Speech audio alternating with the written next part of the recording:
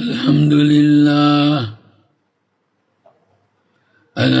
لله نحمده ونستعينه ونستغفره ونؤمن به ونتوكل عليه ونعوذ بالله من شرور أنفسنا ومن سيئات أعمالنا من يهده الله فلا مضل له ومن يضلله فلا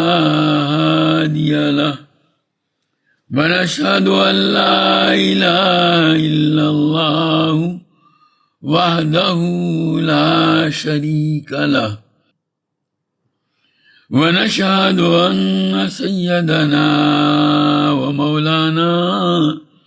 محمدًا عبده ورسوله أرسله إلى كافة الناس بشيرا ونذيرا وداعيا إلى الله بإذنه وسراجا منيرا صلى الله تعالى عليه وعلى آله وأصحابه وبارك وسلم تسليما كثيرا كثيرا أما بعد فأعوذ بالله من الشيطان الرجيم بسم الله الرحمن الرحيم قل إن كنتم تحبون الله فاتبعوني يحببكم الله ويغفر لكم ذنوبكم وقال تعالى لقد كان لكم في رسول الله أسوة حسنة وقال النبي صلی اللہ تعالی علیہ وسلم من حفظ سنتی اکرمہ اللہ باربع خصال المحبت فی قلوب البررہ والہیبت فی قلوب الفجرہ والسعۃ فی الرزق والثقۃ بالدین وقال النبی صلی اللہ تعالی علیہ وسلم من تمسک بسنتی عند فساد امتی فلہ اجر 100 شہید وقال النبی صلی اللہ تعالی علیہ وسلم من اکل طیبا وعمل فی سنت وَأَمِنَ النَّاسُ بَوَائِقَهُ دَخَلَ الْجَنَّةَ وقال النبي صلى الله تعالى عليه وسلم لخادمه أنس رضي الله تعالى عنه يا بني إن قدرت أن تصبح وتمسي وليس في قلبك غش لأحد ففعل ثم قال يا بني وذلك من سنتي ومن أحب سنتي فقد أحبني ومن أحبني كان معي في الجنة أو كما قال عليه الصلاة والسلام۔ میرے قابل احترام بھائیو، اللہ تبارک و تعالیٰ نے نبی کریم صلی اللہ تعالیٰ علیہ وسلم کو اسی لیے مبعوث فرمایا کہ اللہ تبارک و تعالیٰ پوری انسانیت کو یہ بتلانا چاہتے ہیں کہ زندگی گزارنے کا کون سا طریقہ اللہ تبارک و تعالیٰ کو پسند ہے، جسے اختیار کرنا چاہیے اور اس کے مطابق زندگی گزارنی چاہیے۔ چنانچہ باری تعالیٰ کا ارشاد ہے لقد کان لکم فی رسول اللہ اسوۃ حسنہ، تمہارے لیے نبی کریم صلی اللہ علیہ وسلم کی ذات بابرکات میں بہترین نمونہ موجود ہے۔ گویا اللہ تبارک و تعالیٰ نے زندگی کے ہر شعبے سے متعلق ہمیں نبی کریم صلی اللہ علیہ وسلم کی ذات بابرکات کے ذریعے سے نمونہ عطا فرمایا کہ ہم اپنی زندگی کے ہر شعبے کو حضور اکرم صلی اللہ علیہ وسلم کے طریقے کے مطابق استوار کرنے کا اہتمام کریں۔ آپ کوئی نیا کپڑا خرید کر لاویں اور پھر درزی کے پاس لے کر اس کو حوالے کرتے ہوئے اپنا اور ایک پرانا کرتا اس کو دیں اور کہیں کہ اس پرانے کرتے کے مطابق یہ نیا کرتا سینا۔ اس کے بعد اس سے اس کرتے کو سینے کی اجرت پوچھی، اس نے جو اجرت بتلائی آپ نے اس کی بتائی اجرت دینے پر آمادگی ظاہر کی۔ اب اگر وہ اس میں ذرہ برابر بھی کمی کرے گا تو آپ اس کو اجرت اور محنتانہ تو کیا دیں گے؟ آپ جو نیا کپڑا لائے تھے اس کی قیمت اس سے وصول کریں گے۔ ہم ذرہ برابر بھی فرق کو قبول کرنے کے لیے تیار نہیں ہوں گے۔ اللہ تبارک و تعالیٰ نے نبی کریم صلی اللہ علیہ وسلم کے ذریعے سے ہمیں زندگی گزارنے کا ایک طریقہ عطا فرمایا ہے۔ ہم کو چاہیے کہ ہم اپنی زندگیوں کو نبی کریم صلی اللہ علیہ وسلم کے طریقے کے مطابق بنانے کا اہتمام کریں۔ بلکہ قرآن پاک میں اللہ تبارک و تعالیٰ نے اس کو اپنی محبت کی شرط قرار دیا ہے۔ باری تعالیٰ فرماتے ہیں قل ان کنتم تحبون اللہ فاتبعونی یحببکم اللہ ویغفر لکم ذنوبکم۔ اے نبی آپ ان لوگوں سے کہہ دیجئے کہ اگر تم اللہ تبارک و تعالیٰ سے محبت کرتے ہو تو میرا اتباع کرو، میری پیروی کرو۔ حضرت مولانا فضل رحمان گنج مراد آبادی رحمۃ اللہ علیہ جو ہندوستان میں سلسلہ نقش بندیہ کے بہت بڑے بزرگ گزرے ہیں، وہ فتبعونی کا ترجمہ کرتے تھے میری چال چلو، میرا انداز اختیار کرو۔ تو اللہ تعالیٰ نے ارشاد فرمایا اے نبی آپ ان لوگوں سے کہہ دیجئے کہ اگر تم اللہ تبارک و تعالیٰ سے محبت رکھتے ہو تو میری پیروی کرو۔ اس پر کیا انعام ملے گا؟ اللہ ارشاد فرماتے ہیں یحببکم اللہ ویغفر لکم ذنوبکم۔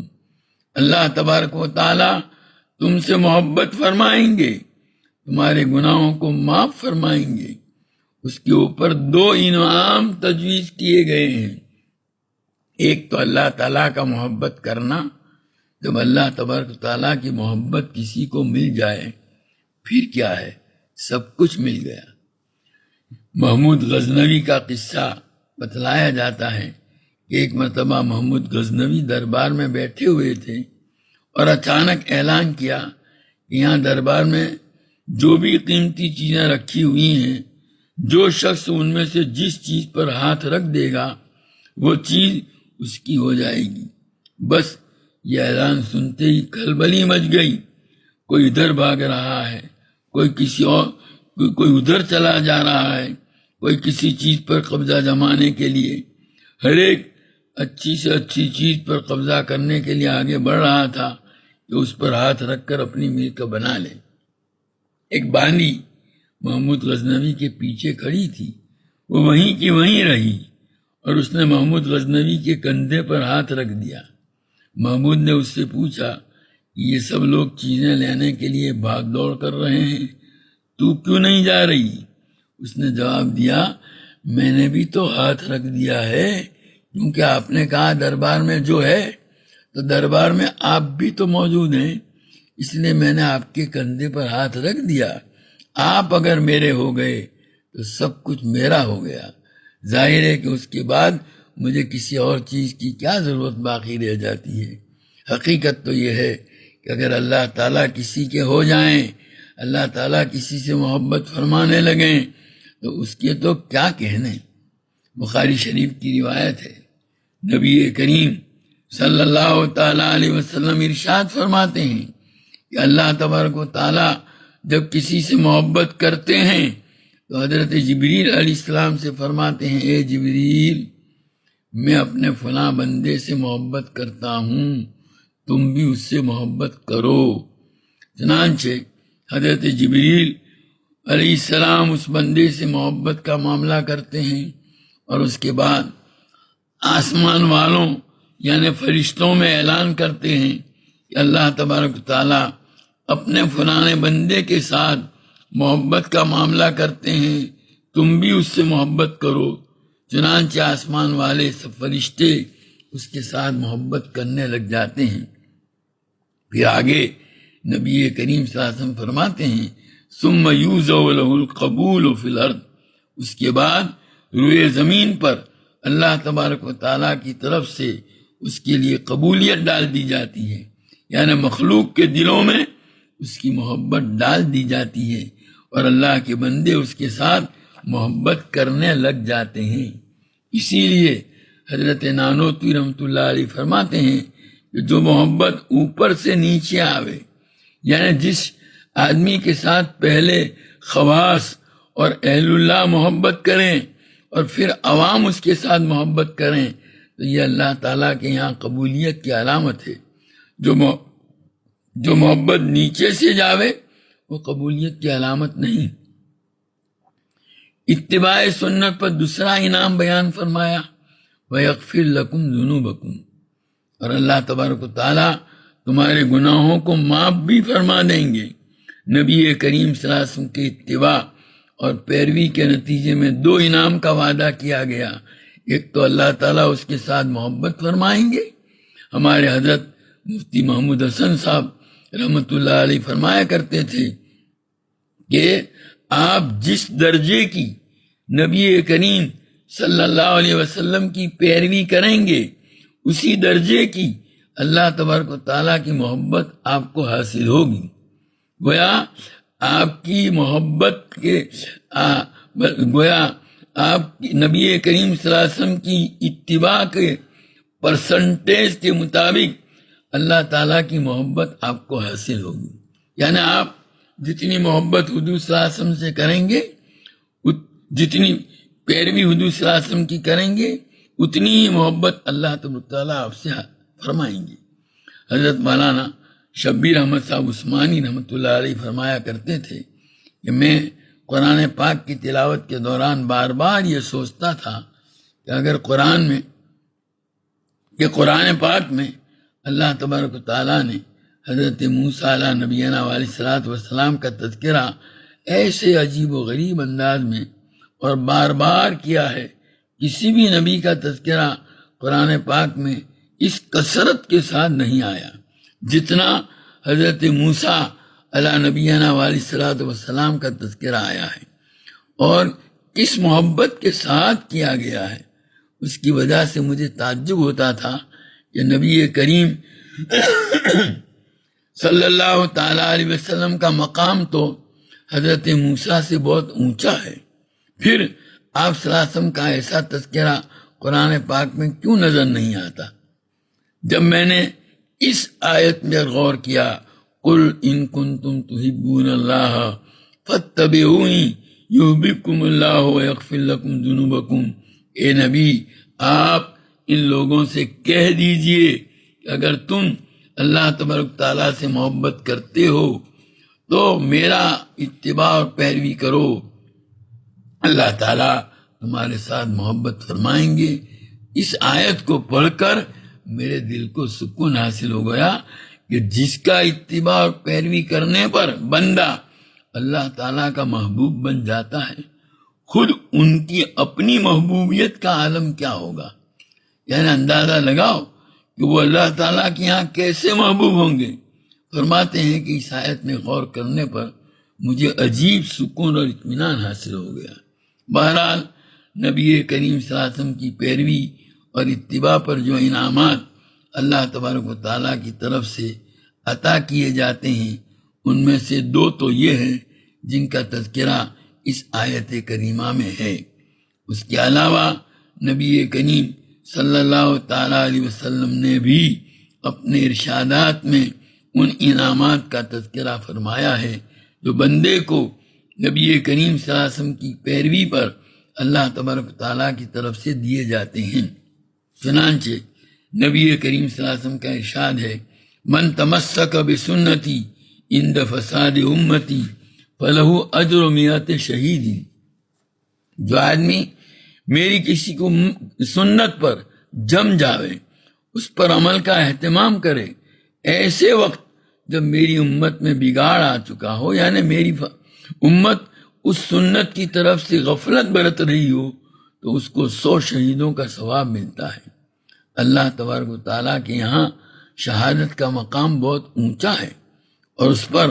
قرآن اور حدیث کے اندر بڑے بڑے اجر کے وعدے کیے گئے ہیں۔ ایک سنت پر مضبوطی کے ساتھ جمنے پر نبی کریم صلی اللہ علیہ وسلم فرماتے ہیں کہ اس کو 100 شہیدوں کا ثواب ملے گا۔ ایک مرتبہ حضرت مولانا شاہ مسیح اللہ صاحب جلال آبادی رحمۃ اللہ علیہ حضرت جی مولانا محمد یوسف صاحب رحمۃ اللہ علیہ کی ملاقات کے لیے تشریف لے گئے۔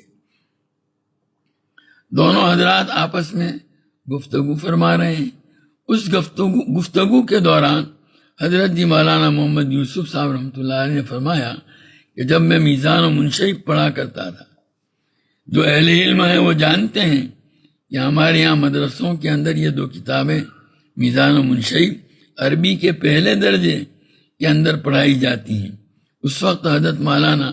الیاس صاحب رحمۃ اللہ علیہ نے فرمایا تھا کہ یوسف کتب بننے کا طریقہ بتلاؤں؟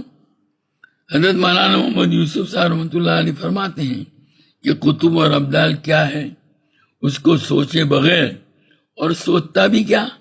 میں تو اس کو سمجھتا بھی نہیں تھا، تو میں نے عرض کیا کہ جی حضرت بتلا دیجئے۔ تو حضرت مولانا الیاس صاحب رحمۃ اللہ نے فرمایا کہ حضور صلی اللہ علیہ وسلم کی کسی سنت پر عمل چھوڑ دیا گیا ہو، لوگ اس پر عمل نہ کرتے ہوں، وہاں جگہ اور وقت کا خیال کیے بغیر نبی کریم صلی اللہ علیہ وسلم کی امت میں اس سنت کو جاری کرنے کی محنت کرنے سے اللہ تبارک و تعالیٰ کتب اور ابدال کا درجہ عطا فرماتے ہیں۔ اس لیے نبی کریم صلی اللہ علیہ وسلم کی سنتوں کا بڑا اہتمام ہونا چاہیے۔ حضور اکرم صلی اللہ علیہ وسلم نے اتباع سنت کے اوپر اپنی معیت یعنی جنت کے اندر اپنا ساتھ ملنے کا وعدہ فرمایا ہے۔ حضرت انس رضی اللہ تعالیٰ عنہ جو حضور اکرم صلی اللہ علیہ وسلم کے خادم خاص تھے، حضرت ابو طلحہ رضی اللہ تعالیٰ عنہ سے حضور صلی اللہ علیہ وسلم نے فرمایا کہ حضور صلی اللہ علیہ وسلم جب ہجرت فرما کر مکہ مکرمہ سے مدینہ منورہ تشریف لائے تو حضرت ابو طلحہ رضی اللہ تعالیٰ عنہ جو انصاری صحابی ہیں، ان سے حضور نے فرمایا کوئی ایسا بچہ جو سمجھدار ہو ہمیں بتلاؤ کہ جو گھر کا کام کاج کر سکے، ہمیں باہر سے کوئی چیز لانی ہو تو لا دیا کریں اور خدمت کریں۔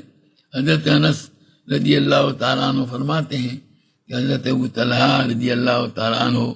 جو ان کے سوتیلے ابا تھے، مجھے اونٹ پر اپنے پیچھے بٹھلا کر نبی کریم صلی اللہ علیہ وسلم کی خدمت میں لے گئے۔ اس وقت حضرت انس رضی اللہ تعالیٰ عنہ کی عمر 10 سال کی تھی۔ حضرت ابو طلحہ رضی اللہ تعالیٰ عنہ نے نبی کریم صلی اللہ علیہ وسلم سے عرض کیا کہ حضور یہ انس ہیں، یہ آپ کی خدمت کریں گے۔ نبی کریم صلی اللہ علیہ وسلم نے ان کو قبول فرما لیا، اور آپ صلی اللہ علیہ وسلم کی وفات تک انہوں نے نبی کریم صلی اللہ علیہ وسلم کی خدمت کی، یعنی 10 سال تک خدمت کی۔ حضور صلی اللہ علیہ وسلم کی وفات کے وقت حضرت انس رضی اللہ تعالیٰ عنہ کی عمر 20 سال کی تھی۔ ان کو حضور اکرم صلی اللہ علیہ وسلم نے وصیت فرمائی تھی، یا بنیہ ان قدرت ان تصبح و تمسی ولیس فی قلبک غش لأحد ففعل۔ اے میرے پیارے بیٹے، اگر تم ایسا کر سکتے ہو کہ تم صبح و شام ایسی حالت میں کرو کہ تمہارے دل میں کسی کے متعلق میل نہ ہو، کھوٹ نہ ہو، بدخواہی نہ ہو، کسی کا کینہ نہ ہو، حسد نہ ہو،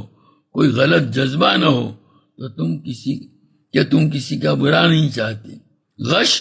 عربی زبان کا لفظ ہے جو نصح کے مقابلے میں استعمال کیا جاتا ہے، اور نصح کا معنی ہے خیر خواہی، بھلائی چاہنا۔ حضرت جریر بن عبداللہ بجلی رضی اللہ تعالیٰ عنہ فرماتے ہیں کہ جب میں نبی کریم صلی اللہ علیہ وسلم کی خدمت میں حاضر ہوا اور آپ کے ہاتھ پر اسلام پر بیعت کی، تو آپ صلی اللہ علیہ وسلم نے مجھ سے اس بات پر بھی بیعت لی، النصح لکل مسلمین، کہ ہر مسلمان کی بھلائی چاہوں گا۔ بلکہ حضور صلی اللہ علیہ وسلم فرماتے ہیں الدین والنصیحت، یہ دین اور ایمان تو نام ہی ہے بھلائی چاہنے کا۔ اس کی ارشاد فرمایا للہ ولکتابہ ولرسولہ ولائمۃ المسلمین وعامتہم، اللہ کی بھلائی، اس کی کتاب کی، اس کے رسول کی، مسلمانوں کے حاکموں کی اور عام مسلمانوں کی۔ اب بندہ اللہ تعالیٰ کی بھلائی کیسے چاہے گا؟ تو اللہ تعالیٰ کی بھلائی چاہنے کا مطلب ہے اللہ تبارک تعالیٰ کی ذات پر ایمان لانا، اس کی صفات کو ماننا، ان صفات میں کسی کو اللہ کے ساتھ شریک نہ کرنا، اللہ تعالیٰ ہی کی عبادت کرنا۔ تو اللہ تعالیٰ کے یہ حقوق بندہ اگر ادا کرے گا تو یہ اللہ تعالیٰ کی خیر خواہی ہے۔ نبی کریم صلی اللہ علیہ وسلم کی خیر خواہی کا مطلب کیا ہے؟ حضور صلی اللہ علیہ وسلم کے ساتھ محبت رکھنا، آپ کی نبوت اور رسالت پر ایمان لانا، آپ صلی اللہ علیہ وسلم کی اطاعت اور فرما برداری کرنا، کسی چیز میں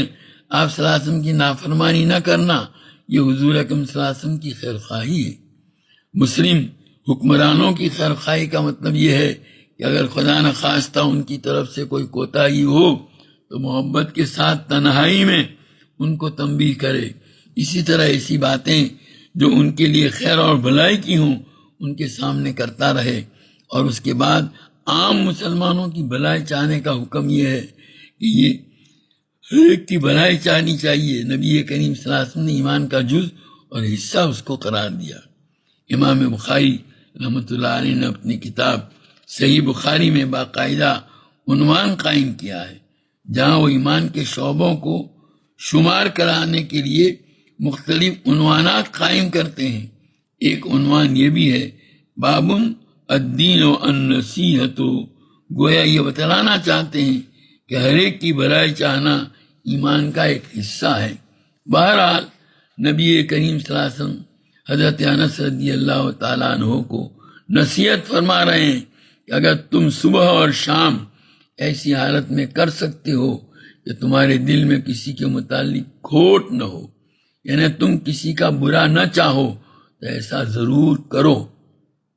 اس کے بعد حضور اکرم صلی اللہ علیہ وسلم نے فرمایا یا بنیا وذالک من سنتی، یہ میرے پیارے بیٹے یہ میری سنت ہے، یہ میرا طریقہ ہے۔ ومن احب سنتی فقد احبنی، اور جس نے میری سنت سے محبت کی، یعنی میری سنت کو زندہ کیا، اس نے مجھ سے محبت کی۔ ومن احبنی کان معی فی الجنہ، اور جس نے میرے ساتھ محبت کی وہ میرے ساتھ جنت میں ہوگا۔ میں تو یہ بتلانا چاہتا ہوں کہ نبی کریم صلی اللہ تعالیٰ علیہ وسلم کے طریقوں کو اپنانا جنت میں نبی کریم صلی اللہ علیہ وسلم کی معیت اور حضور اکرم صلی اللہ علیہ وسلم کا ساتھ حاصل ہونے کا ذریعہ ہے۔ اسی طرح جن چیزوں پر نبی کریم صلی اللہ علیہ وسلم نے جنت کا وعدہ فرمایا ہے اس میں حضور صلی اللہ علیہ وسلم کی سنت کی پیروی بھی ہے۔ حضرت ابو سعید خدری رضی اللہ تعالیٰ عنہ کی روایت ہے، نبی کریم صلی اللہ تعالیٰ علیہ وسلم نے ارشاد فرمایا من اکل طیبا وعمل فی سنت وامن الناس بوائقہ دخل الجنہ، جس آدمی نے حلال غذا کھائی اور سنت کے مطابق عمل کیا اور لوگ اس کی طرف سے پہنچنے والی ایذاؤں اور تکلیفوں سے محفوظ رہے تو وہ جنت میں داخل ہو گیا۔ اس حدیث میں جن 3 کاموں پر جنت کا وعدہ فرمایا گیا ہے اس میں ایک چیز اتباع سنت بھی ہے۔ اللہ تبارک و تعالی ہم کو نبی کریم صلی اللہ تعالیٰ علیہ وسلم کی سنت کی پیروی کی توفیق و سعادت عطا فرمائے۔ کل انشاءاللہ اس کی تکمیل کریں گے۔ دعا کر لیجئے، درود شریف پڑھ لیجئے۔ سبحانک اللہم و بحمدک و تبارک اسمک و تعالی جدک و لا الہ غیرک لا الہ الا اللہ الاحد الصمد الذی لم یلد ولم یولد ولم یکن له کفوا احد اللہم صلی علی سیدنا و مولانا محمد وعلی آل سیدنا و مولانا محمد کما صلیت علی سیدنا ابراہیم وعلی آل سیدنا ابراہیم انک حمید مجید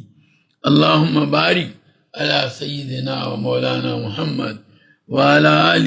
سیدنا و مولانا محمد کما بارکت علی سیدنا ابراہیم وعلی آل سیدنا ابراہیم انک حمید مجید اللہم صلی صلاة کاملة وسلم سلاما تاما علی سیدنا محمد تنحل به العقد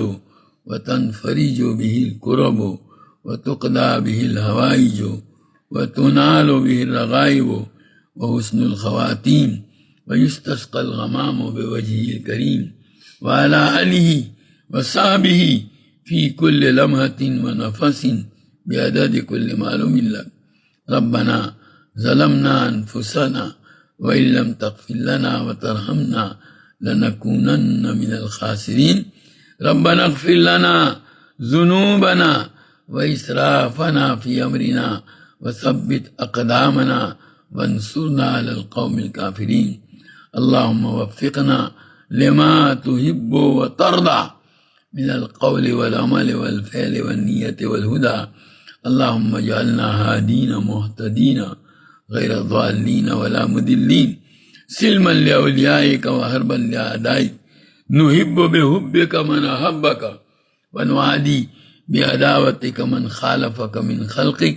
اللهم أغننا بالعلم وزينا بالحلم وأكرمنا بالتقوى وجملنا بالعافية اللهم سلمنا لرمضان وسلم رمضان لنا وسلم لنا متقبلا اللهم سلمنا لرمضان وسلم رمضان لنا وسلمه لنا متقبلا اللهم اغفر لنا ذنوبنا كلها دقها وجلها علانيتها وسرها أولها وآخرها ظاهرها وباطنها اللهم إنا نتوب إليك من المعاصي كلها لا نرجع إليها أبدا اللهم مغفرتك أوسع من ذنوبنا ورحمتك أرجى عندنا من أعمالنا اللهم مغفرتك أوسع من ذنوبنا ورحمتك أرجى عندنا من أعمالنا اللهم مغفرتك أوسع من ذنوبنا ورحمتك أرجى عندنا من أعمالنا اللهم إنك عفو كريم تحب العفو فاعف عنا يا كريم اللهم إنك عفو كريم تحب العفو فاعف عنا يا كريم اللهم إنك عفو كريم تحب العفو فاعف عنا يا كريم اللهم وفقنا لما تحب وترضى من القول والعمل والفعل والنية والهدى اللهم حبب إلينا الإيمان وزينه في قلوبنا وكره إلينا الكفر والفسوق والعصيان وجعلنا من الراشدين اے اللہ تو ہمارے گناہوں کو معاف فرما ہماری خطاؤں سے درگزر فرما گنہگار ہیں خطا کار ہیں قصوروار ہیں اب تک کی ہماری زندگی تیری نافرمانیوں میں گزری تو نے جن کاموں کو کرنے کا حکم دیا ان کو بجا نہیں لائے جن چیزوں سے تو نے منع فرمایا انہی کا ارتکاب کرتے رہے گناہ کر کر کے لذتیں حاصل کرتے رہے اور تیرا دیا ہوا رزق کھا کھا کر تیرا مقابلہ کرتے رہے اے اللہ اگر تو نے ہماری مغفرت نہیں فرمائی ہمارا کوئی ٹھکانہ نہیں رہے گا مولا معاف کر دے مولا معاف کر دے مولا معاف کر دے تجھے تو معافی بہت پسند ہے ہم تو سر سے لے کر پاؤں تک گناہوں میں ڈوبے ہوئے ہیں جسم کا وہ کون سا عضو ہے جس کو ہم نے تیری نافرمانی میں استعمال نہ کیا ہو اور رات اور دن کی وہ کون سی گھڑی ہے جس میں ہم نے گناہوں کا ارتکاب نہ کیا ہو اے اللہ اگر تو نے ہماری مغفرت نہیں فرمائی ہمارا کوئی ٹھکانہ نہیں رہے گا مولا معاف کر دے مولا معاف کر دے مولا معاف کر دے تجھے معافی بہت پسند ہے۔ کوئی بندہ جب تجھ سے اپنے گناہوں کی مغفرت چاہتا ہے، خوش ہو کر تو اپنے فرشتوں سے کہتا ہے کہ یہ بندہ جانتا ہے کہ اس کے گناہوں کو میرے علاوہ کوئی معاف نہیں کر سکتا، یقیناً یہ اللہ ہمارے گناہوں کو آپ ہی معاف کر سکتے ہیں۔ ہماری مغفرت فرما، ہمارے والدین کی مغفرت فرما، ہمارے اہل و عیال کی مغفرت فرما، ہمارے بھائی بہن اور ہماری اولاد در اولاد کی مغفرت فرما، ہمارے اعزاء اور اقارب کی مغفرت فرما، ہمارے اساتذہ اور مشائخ کی مغفرت فرما، ہمارے دوست اور احباب، محسنین و متعلقین، مخلصین و محبین کی مغفرت فرما۔ اے اللہ، جنہوں نے ہم سے دعاؤں کے لیے کہا لکھا، جو ہم سے دعاؤں کی توقع اور امید رکھے ہوئے ہیں، ان کی مغفرت فرما۔ تمام مؤمنین و مومنات، مسلمین و مسلمات، پوری امت محمدیہ کی مغفرت فرما۔ ہمارے چھوٹے اور بڑے، ظاہر اور پوشیدہ، اگلے اور پچھلے سارے گناہوں کو معاف فرما۔ ہماری سیئات کو حسنات سے مبدل فرما۔ گناہوں کی نفرت اور نیکیوں کی رغبت ہمارے قلوب کے اندر ڈال دے۔ اللہ، تیری مرضیات پر ہم کو زیادہ سے زیادہ چلا کر تیری نامرضیات سے ہماری پوری حفاظت فرما۔ نبی کریم صلی اللہ تعالیٰ علیہ وسلم کے طریقوں اور سنتوں کو اپنی زندگی کے ہر شعبے میں جاری کرنے اور اپنانے کی تو ہمیں توفیق و سعادت عطا فرما۔ حضور اکرم صلی اللہ تعالیٰ علیہ وسلم کے طریقوں کی محبت اور غیروں کے طریقوں کی نفرت ہمارے قلوب کے اندر ڈال دے۔ اے اللہ، تمام رذائل سے ہم کو پاک اور صاف فرما کر محاسن اخلاق سے مزین فرما۔ تیری معرفت و محبت کے انوار سے ہمارے قلوب کو منور فرما۔ تیری یاد سے ہمارے دلوں کو آباد فرما۔ دوام ذکر اور دوام طاعت کی ہمیں توفیق عطا فرما۔ تمام اعمال میں اخلاص، اتباع اور احتساب کی کیفیت نصیب فرما۔ ہمیں، ہمارے اہل و عیال اور تمام متعلقین کو اے اللہ صحت، قوت، عافیت، سلامتی، دنیا آخرت کی بھلائیوں سے مالا مال فرما۔ ہماری تمام ضروریات کی اپنے خزانہ غیب سے کفالت فرما۔ ہمیں کسی کا محتاج و دستنگر نہ بنا۔ ہماری روزیوں میں برکت و وسعت عطا فرما۔ اے اللہ، تو ہماری اولادوں کو عقائد حقہ، علوم نافعہ، اعمال صالحہ، اخلاق فاضلہ سے آراستہ فرما۔ برے اخلاق، برے کردار و گفتار، برے عادات و اطوار، بری صحبتوں، برے ماحول کے برے اثرات اور برے لوگوں کی بری عادتوں کا نشانہ بننے سے ان کی پوری حفاظت فرما۔ اپنی شان ربوبیت سے اے اللہ، تو ان کی تربیت فرما کر ان کو ہماری آنکھوں کی ٹھنڈک، ہمارے دلوں کا سرور، ہمارے لیے صدقہ جاریہ اور ہماری امیدوں سے بڑھ کر کے بنا دے۔ اے اللہ، عبادات کا اہتمام نصیب فرما، معاملات کی درستگی نصیب فرما، آپسی حقوق کی ادائیگی کا اہتمام نصیب فرما، آپس کی حق تلفیوں سے پوری حفاظت فرما۔ مختلف حیثیتوں سے جو ذمہ داریاں اور فرائض منصبی تو نے ہم پر لازم کیے ہیں، پوری امانت و دیانت کے ساتھ ان کو ادا کرنے کی توفیق و سعادت عطا فرما۔ ان کی ادائیگی میں ادنا خیانت اور بددیانتی کے ارتکاب سے ہماری حفاظت فرما۔ اے اللہ، ایمان کی سلامتی کے ساتھ دنیا سے جانا نصیب فرما۔ ایسی حالت میں موت آوے کہ ہمارے دل ایمان کے نور سے منور ہوں، زبان پر کلمہ طیبہ جاری ہو، تو ہم سے راضی ہو اور ہم تجھ سے راضی ہوں، تیرے اور تیرے بندوں کے حقوق میں سے کوئی حق واجب الادا ہم پر باقی نہ رہ گیا ہو۔ اے اللہ، ایسی حالت میں موت عطا فرما۔ قبر کے عذاب سے حفاظت فرما، محشر کی ہولناکیوں سے حفاظت فرما، اس دن کی رسوائی سے بچا لے، اس دن اپنے عرش عظیم کا سایہ نصیب فرما، اپنے حبیب پاک صلی اللہ تعالیٰ علیہ وسلم کے مبارک ہاتھوں حوض کوثر کا جام نصیب فرما۔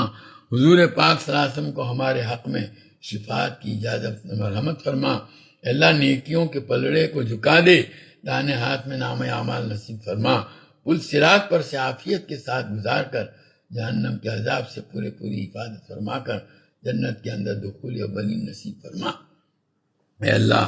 تمام مدارس عربیہ، مکاتب قرآنیہ، مراکز دینیہ، خانقاہوں کی، مساجد کی، تبلیغی اور دینی مراکز کی اور تیرے دین کا کام جہاں کہیں جن شکلوں میں ہو رہا ہے اور تیرے یہاں مقبول و پسندیدہ ہے، سب کی حفاظت فرما، کام کرنے والوں کی حفاظت فرما، ان کو اخلاص، استقامت، ہمت اور حوصلہ عطا فرما، ان کے راستے کی رکاوٹوں کو دور فرما، ان کی مشکلات کو آسان فرما، ان کی ضروریات کی کفالت فرما، ان کو مخلص اور فعال کام کرنے والے افراد عطا فرما۔ اے اللہ، جو بیمار ہیں ان کو صحت کاملہ عاجلہ مستمرہ عطا فرما۔ خاص طور پر اے اللہ، یہ بیماری جس نے پورے عالم کو اپنی لپیٹ میں لے رکھا ہے، اے اللہ اس وبا کو اٹھا لے۔ جو لوگ بیمار ہیں، اس میں مبتلا ہیں، ان میں سے ہر ایک کو صحت کاملہ عاجلہ مستمرہ دائمہ عطا فرما۔ اے اللہ، جو محفوظ ہیں ان کو اپنی حفاظت میں رکھ لے، جو مقروض ہیں ان کے قرضوں کی ادائیگی کی شکلیں پیدا فرما، جو پریشان حال ہیں ان کی پریشانیوں کو دور فرما، جو حاجت مند ہیں ان کی حاجتیں پوری فرما، جو قید و بند میں محبوس ہیں اے اللہ ان کو رہائی نصیب فرما، جو مقدمات میں ماخوذ ہیں ان کو بری فرما، جو جس مصیبت میں گرفتار ہیں اے اللہ ان کو اس سے نجات عطا فرما۔ اے اللہ، تیرے حبیب پاک صلی اللہ علیہ وسلم نے جتنی خیر اور بلائی تجھ سے مانگی، ہمیں اور پوری امت کو عطا فرما، اور جن شرور اور برائیوں سے پناہ چاہی ان سے ہماری اور پوری امت کی حفاظت فرما۔ اے اللہ، اس مجلس میں شریک تیرے تمام بندوں کی جائز اور نیک مرادیں پوری فرما، جو مانگا وہ بھی عطا فرما، مانگنے سے رہ گیا وہ بھی عطا فرما۔ آج تک تجھ سے مانگ کر کبھی محروم نہیں ہوئے، اب بھی اور آئندہ بھی محروم نہ فرما۔ ربنا جینا کا تائبین فلا تردنا خائبین، ربنا تقبل منا